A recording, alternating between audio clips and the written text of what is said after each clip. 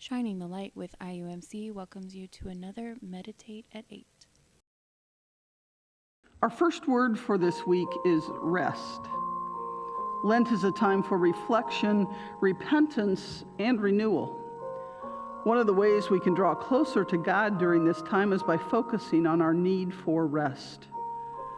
Rest is a word with deep spiritual significance. In the Bible, it's used in different contexts and has a range of meanings. But at its core, it's an invitation to trust in God and find peace in God's presence. When we rest in God, we acknowledge that God is in control and is our only source for true comfort and completeness. In the Old Testament, rest is often associated with the Sabbath, a day of rest and worship set aside by God for God's people. But it was more than a day off work. It was meant to be a day of focus on one's relationship with God. In Psalm 23, David writes that God leads him beside still waters and makes him lie down in green pastures, as God, the shepherd, watches over him. As he lies down to rest, God meets his needs and keeps him safe. The New Testament speaks of rest in a slightly different way.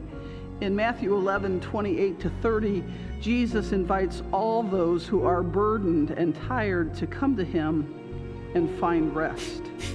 This kind of rest isn't physical, but spiritual. It's the rest that comes when we surrender our lives to Jesus and trust in him completely.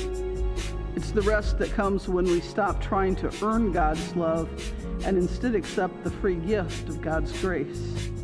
It's the rest that comes when we let go of our fears and trust in God's plan for our lives. Lent is a good time to step back, to rest and examine our lives. If we wait until we have time, we will never have the time. Rest is important to our spiritual well-being. It is a gift from God and a time to listen for God's voice. When you are dealing with the daily stresses of life or facing some deeper struggle, rest is an essential part of your journey toward wholeness and healing. As you think about your day, can you give God and yourself a time of rest?